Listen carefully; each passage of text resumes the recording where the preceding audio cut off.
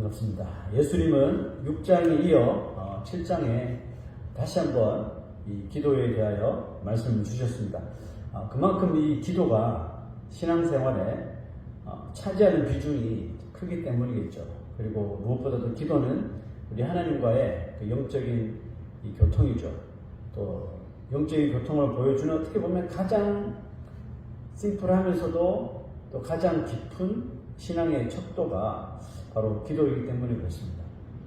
성경에 등장하는 신자들이 어떻게 하나님과 교통하던가요? 다 기도하는 거죠. 기도하지 않는 하나님의 사람을 본 적이 있습니까?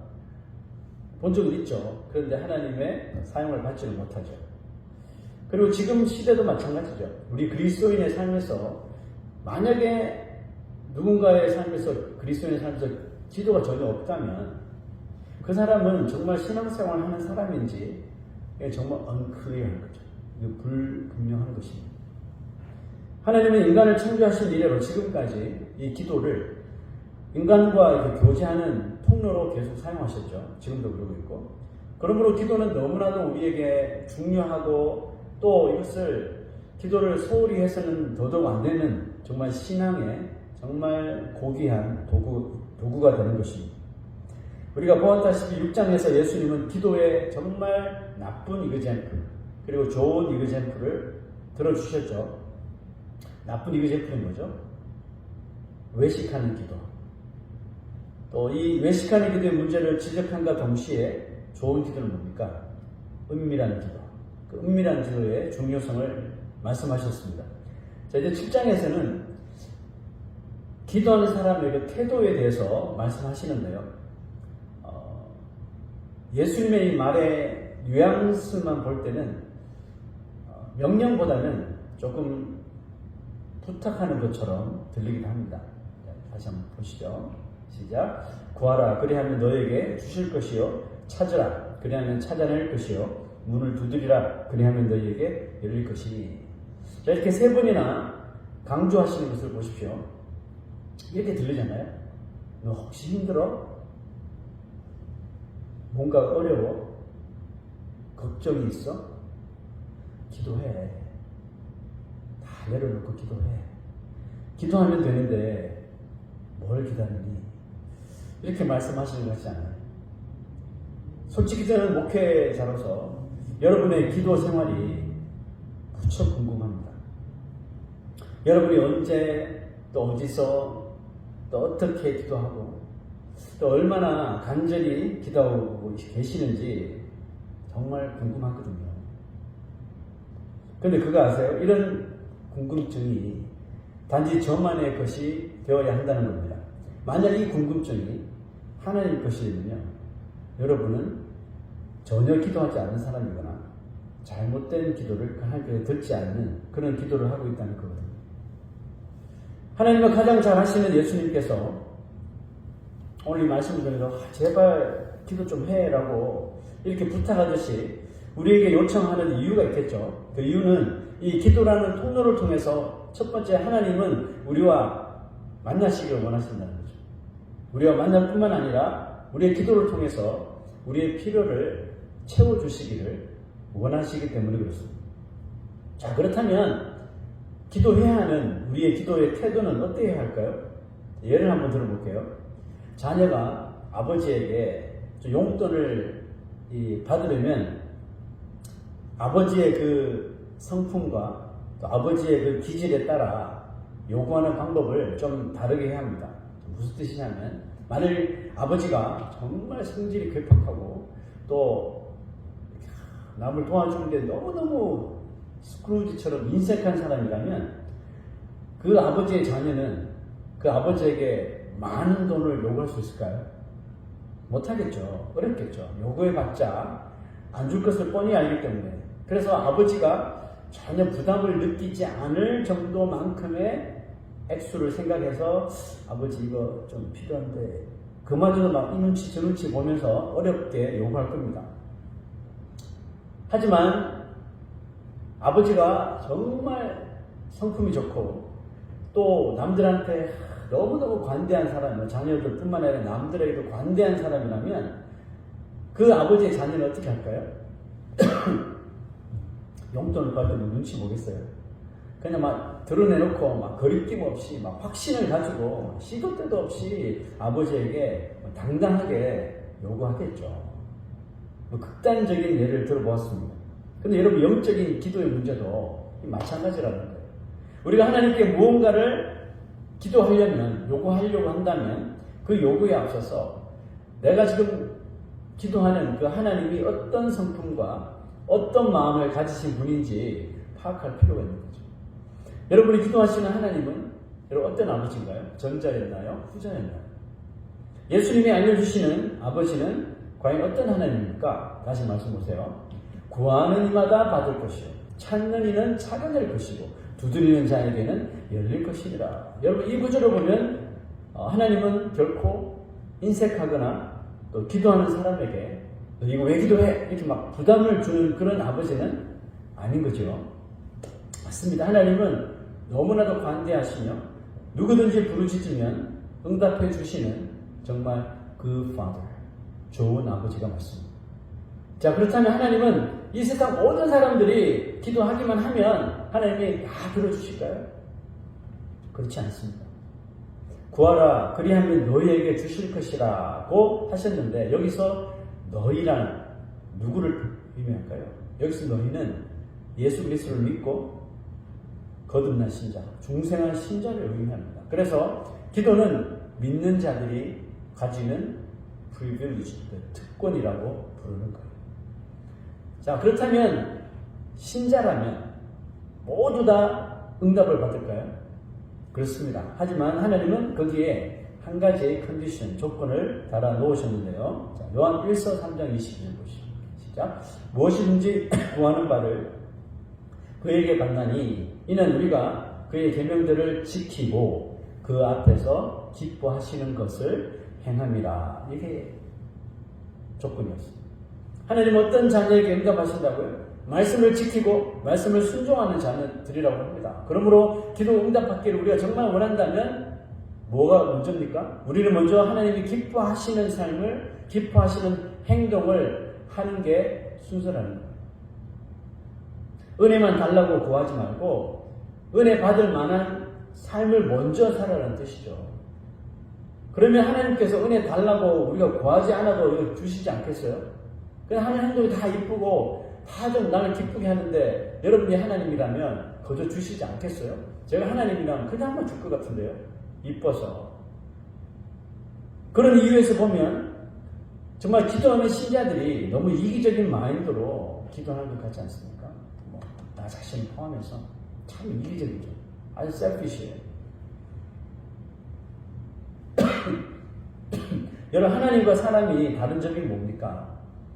하나님과 사람의 가장 큰 차이는 가지고 있는 파워, 능력이겠죠. 모든 것을 할 수 있는 하나님과 제한적으로만 할 수 있는 사람의 능력, 이것이 차이가 나죠.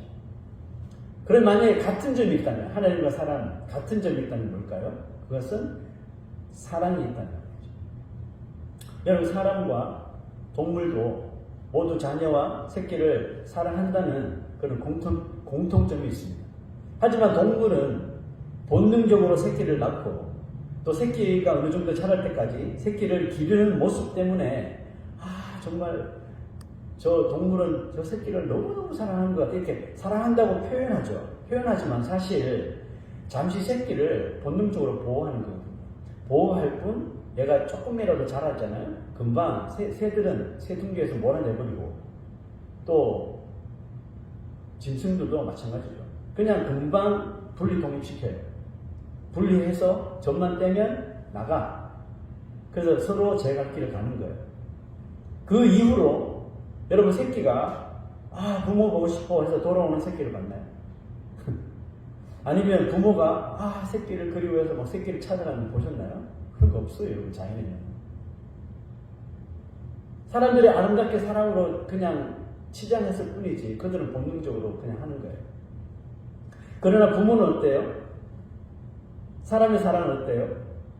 시간이 흘러도 계속 사랑하죠. 독립해도 사랑해요. 분가해서 다른 살림을 차려도 사랑해요. 이혼해도 사랑해요. 다시 돌아와도 사랑해요. 아파도 사랑해요. 그죠? 그래서 그냥 사랑이 끝나지 않는다고 표현하는 게 맞는 것 같아요. 요즘 장안에 화제인 폭삭 뭐죠? 폭삭 속았수다 그거 보면 그 사랑이 나온다면서요. 야, 끝까지 사랑하는. 사람의 사랑은 부모의 사랑은 그런 거죠. 자, 오늘 읽은 본문에도 좀 그것을 증명하고 있는 구절이 있죠. 보세요. 시작. 너희 중에 누가 아들이 떡을 달라 하는데 돌을 주며 생선을 달라 하는데 뱀을 줄 사람이 있겠느냐. 이게 사랑 나타나는 거예요. 사랑.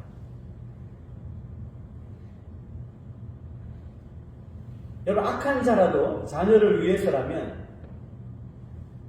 가장 좋은 것만 주려고 하죠. 돈이 많은 사람이나 돈이 없는 사람이나 다 마찬가지예요. 어떻게 해서든 가장 좋은 걸로 주려고 하죠. 그것이 자녀에게 독이 되는지 득이 되는지 상관없이 그냥 이게 좋다고 한다면 다 해주려고 먼저 합니다. 그래서 이것이 인간의 자식 사랑이거든요. 하나님은 사랑이시죠. 하나님은 사랑이시지만 이런 면에서 사람의 사랑과는 좀 다른 것 같아요. 인간의 사랑은 아름답지만 현실성만 있어요. 현실에만 국한될 때가 많습니다. 무슨 의미죠? 지금 좋은 것이라고 주지만 그것이 정말 자녀에게 계속 좋은 것인지 정확하게 알 수는 없다는 뜻이죠. 근데 하나님은요? 자, 그 다음 구절 보세요. 너희가 악한 자라도 좋은 것으로 자식에게 줄 줄 알거든 하물며 하늘에 계신 너희 아버지께서 구하는 자에게 좋은 것으로 주시지 않겠느냐. 자, 이 말은 하나님이 주시는 좋은 것은 인간이 보는 좋은 것과 큰 차이가 있습니다. 그죠? 하나님은 먼저 구하는 자가 누구인지 잘 알고 계시기 때문이에요. 그 안다는 의미는 과거와 현재 미래까지 다 안다는 뜻, 속속들이 다 안다는 뜻이잖아요. 우리 사람과 달리. 잘 아실 뿐만 아니라 구하는 사람의 그 마음까지도 다 감찰하시잖아요. 우리가 어떤 마음 상태로 기도하고 그 기도의 응답에 대하여 어떤 마음을 품고 있는지까지도 하나님께서는 다 그것을 꿰뚫어 보고 계신단 말이죠. 이 구절에서 우리가 눈여겨보아야 하는 말씀이 하나 있습니다. 그것은 하나님께서는 구하는 대로 다 주시는 하나님은 아니시라는 거예요. 이해하셨습니까? 구하는 자에게 단지 구하는 것을 주신다고 하시지 않고 어떻게 해요? 구하는 자에게 좋은 것으로 주시냐는 것입니다. 안 된다는 이야기입니다. 우리 같으면 내가 구하는 것만 주셔도 좋을 것 같죠? 근데 하나님은 그게 아니에요.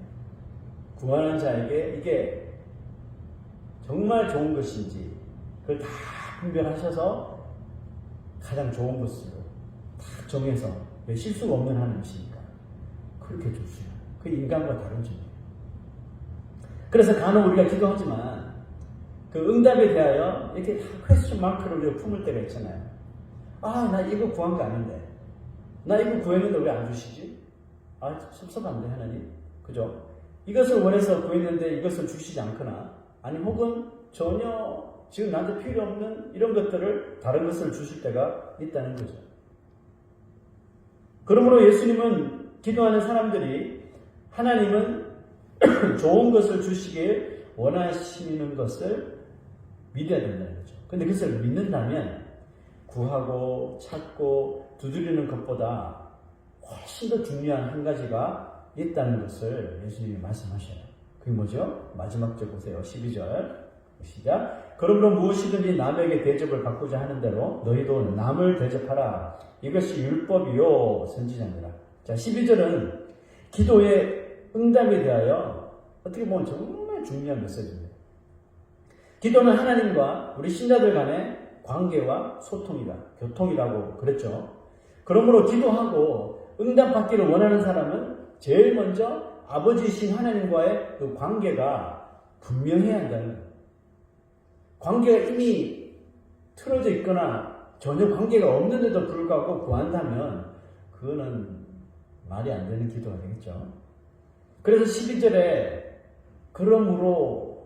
그러므로는 이 기도자의 그 태도에 대한 어떻게 보면 conclusion, 결론을 말하고 있습니다.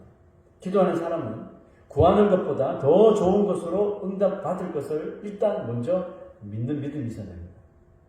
그러므로 무엇이든지 남에게 대접을 받고자 한다면 너희도 남을 대접하라는 말씀에서 이 남을 하나님으로 바꿔보는 거죠.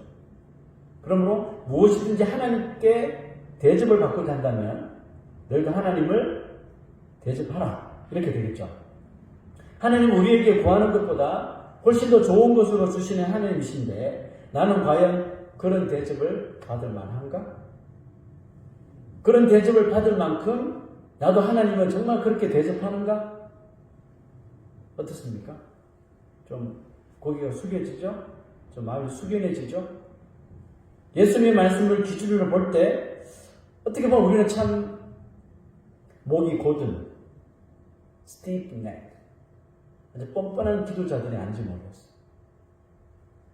하나님은 우리가 구하기 전에 있어야 할 것을 미리 아신다라고 하시는데 우리는 당장 구하기 바빴지 정작 나의 삶은 하나님을 진심으로 대접하고 있는지 거기까지 차마 신경을 쓰지 못할 때가 많지 않습니까?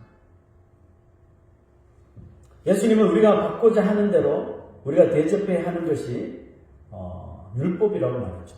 이것이 율법을 이루는 것이라고 했어요. 자, 여기서 율법 할 때 율은 룰을 말하는데요.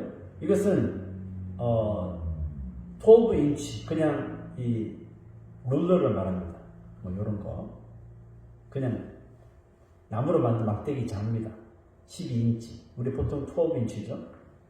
우리 인생이 자신이 가지고 있는 이런 지식과 경험과 뭐 능력과 뭐 이런 것들을 다 총망라해서 나 스스로 인생이라고 하는 그런 줄을 매일 그으면서 살아가지 않습니까? 그렇게 살지만 우리가 아무리 정말 나의 능력을 가지고 잘 살아야지 정말 인생을 줄을 그어도 거기에다가 하나님의 룰, 하나님의 그 막대기 말씀이겠죠? 막대기로 내가 그어놓은 줄에 한번 딱 갖다 놔보면 우리 인간이 그어놓은 인생이라는 줄에때요 삐뚤삐뚤한 거예요.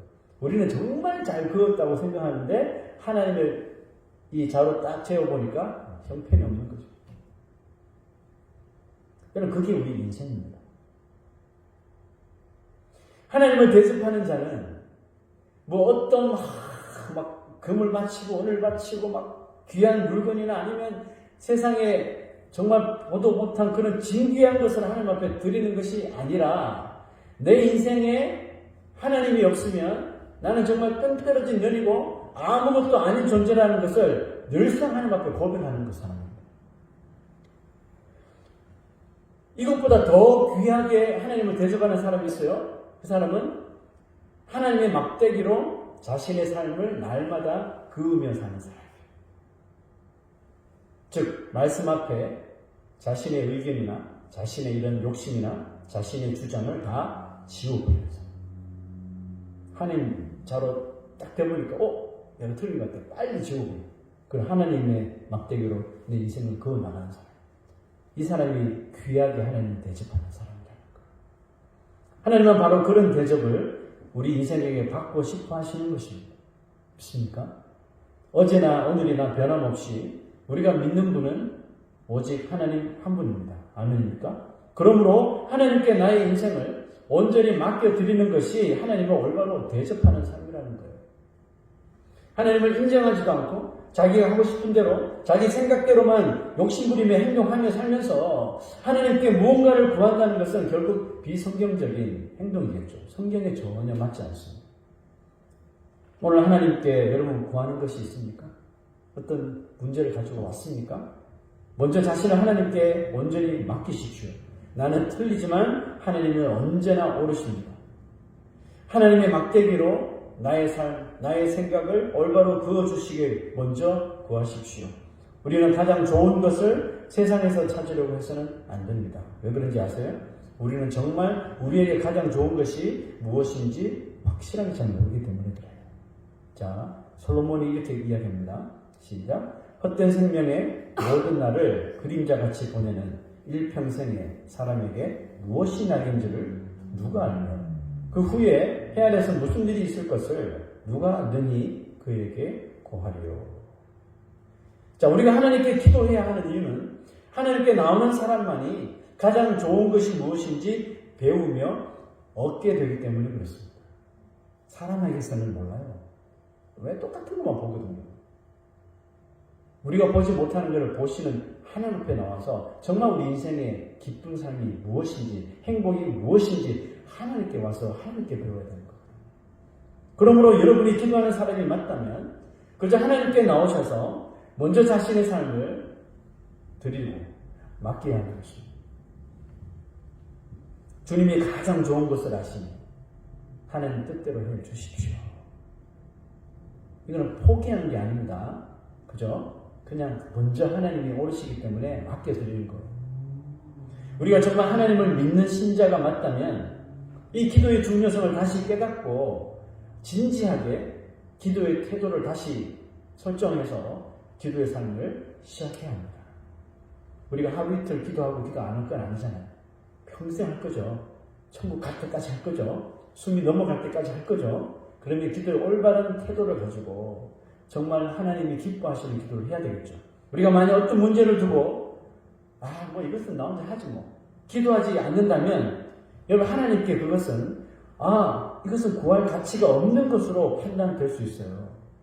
구할 가치가 없는 것으로 판단되기 때문에 받을 가치도 없는 것으로 여겨진다니까요. 여러분 이런 생각하시면 우리는 무엇이든지 하나님 앞에 구해야 됩니다. 하나님이 여러분에게 가장 좋으신 분이 맞습니까?